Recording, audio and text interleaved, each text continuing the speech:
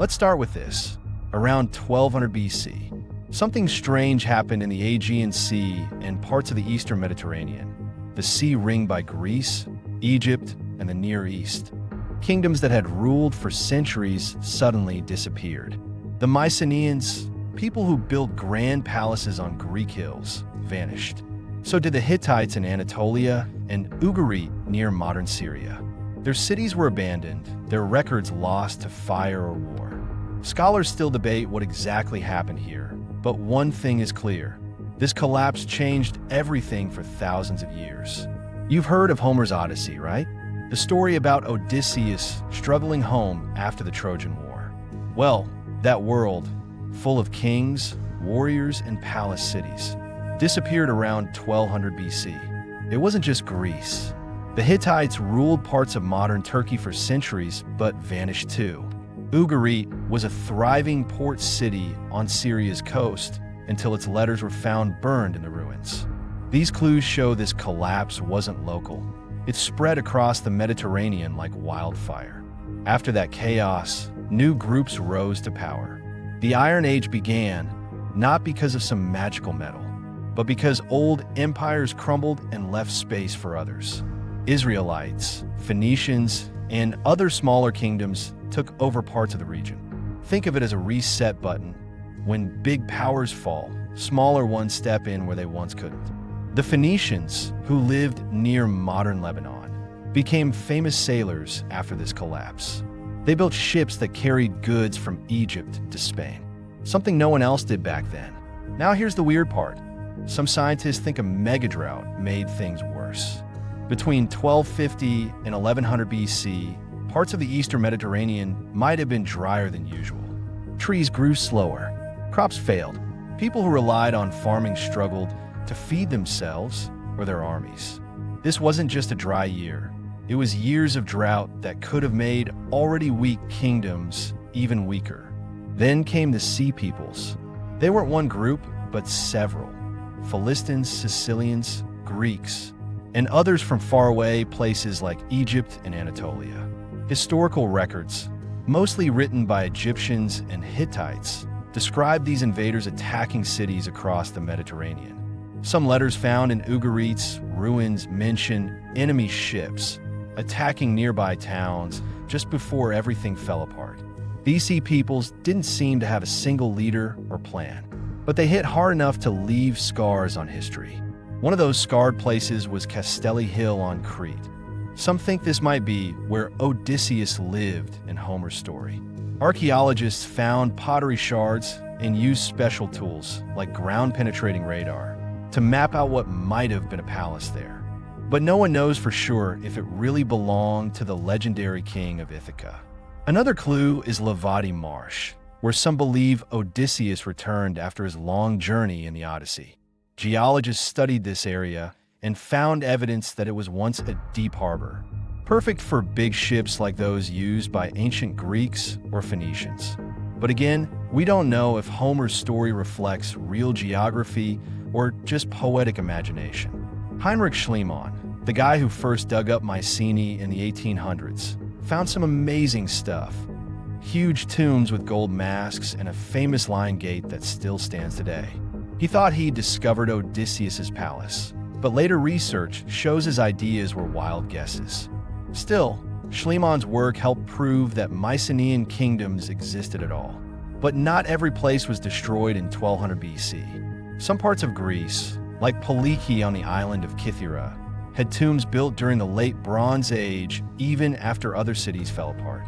This suggests people there kept living, trading, and maybe even fighting back against invaders. It's a reminder that collapse didn't mean total destruction everywhere at once. Then came the Dark Age in Greece, from 1100 to 800 BC, which was worse than you might imagine. There were fewer cities, less writing, and not much art or fancy pottery anymore. People lived simpler lives compared to their ancestors who built palaces with gold. This era is called dark because we know so little about it until the Greeks started writing again centuries later. Scholars like Eric Klein argue that this collapse wasn't caused by one single disaster, drought, invasion, or economic problems alone. It was a mix of all these things colliding at once. Think of it as a storm made up of multiple smaller storms, dry years, angry invaders, and broken trade networks. This combination might have pushed some kingdoms past the point where they could recover. Eberhard Zanger, another researcher, thinks Homer's Odyssey isn't just fiction. He believes Odysseus's famous Trojan Horse story might symbolize a real strategy used by Greek armies to take over cities during this collapse. If true, it shows how myths can hide memories of ancient wars that changed the world forever. But not all evidence points to total destruction everywhere. At Orchomenos, another possible Mycenaean palace site, archaeologists found no signs of burning or violence around 1200 BC. That suggests some areas might have survived the collapse better than others, and maybe even avoided it entirely. This idea challenges older theories that every city was destroyed at once. Now here's a twist. Homer's Iliad describes a war in Troy that lasted 10 years. But we don't know if that war really happened as described. The story says the siege of Troy ended when Greek heroes used a giant wooden horse to sneak into the city and destroy it.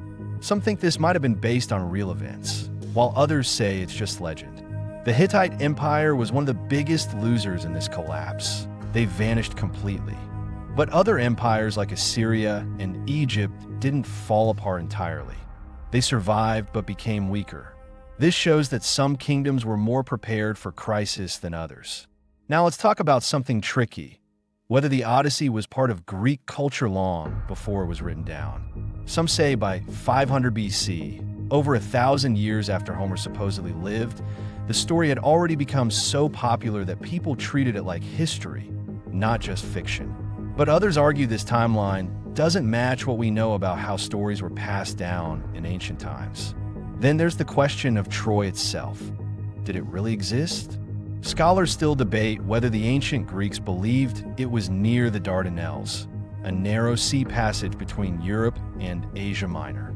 They even thought its fall around 1200 BC was real history, not just myth.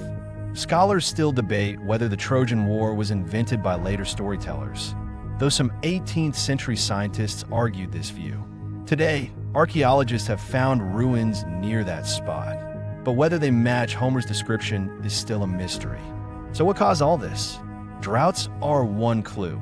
Evidence suggests parts of the Mediterranean were drier than usual around 1200 BC. Scholars still debate whether invasions from groups like the Sea Peoples added another layer. These weren't just pirates. They seem to be organized raiders who attacked multiple cities at once. And then there's trade collapse. When big empires fall, supply chains break down. Without enough food or goods moving around, even strong kingdoms can starve or fight among themselves. But here's the thing, not everyone agrees on what happened. Some scholars say the collapse wasn't as bad as old books claimed, that many regions recovered faster than we thought. Others argue it was worse because of how quickly things fell apart across different places at once. And still others think myths like the Odyssey are hiding real events about wars and invasions that shaped ancient Greece forever. So what do we know for sure?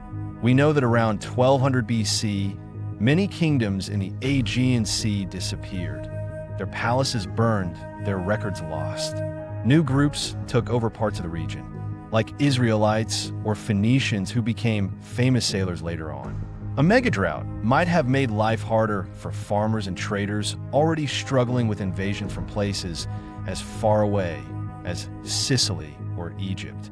And while Homer's stories about Odysseus and Troy might not be exact history, they're built on real events that changed the world forever. But there are still mysteries. Did Orchomenos really avoid destruction in 1200 BC? Was Scheria, a place where Odysseus lands in the Odyssey, based on a real city or just an invention? And did ancient Greeks actually believe Troy was near the Dardanelles? Or is that another myth we've mistaken for truth? These questions show how complicated history can be. We have evidence from ruins, letters burned in Ugarit's palace, and shipwrecks with goods from all over the Mediterranean. But no single answer explains everything. What we do know Around 1200 BC, a world of kings, warriors, and palaces vanished.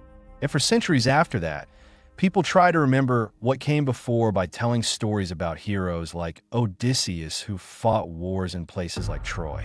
So the next time you read the Odyssey, think about this. It's not just a tale of one man's journey home. It might be a memory of an entire world that disappeared, and all we have left are its ghosts and stories.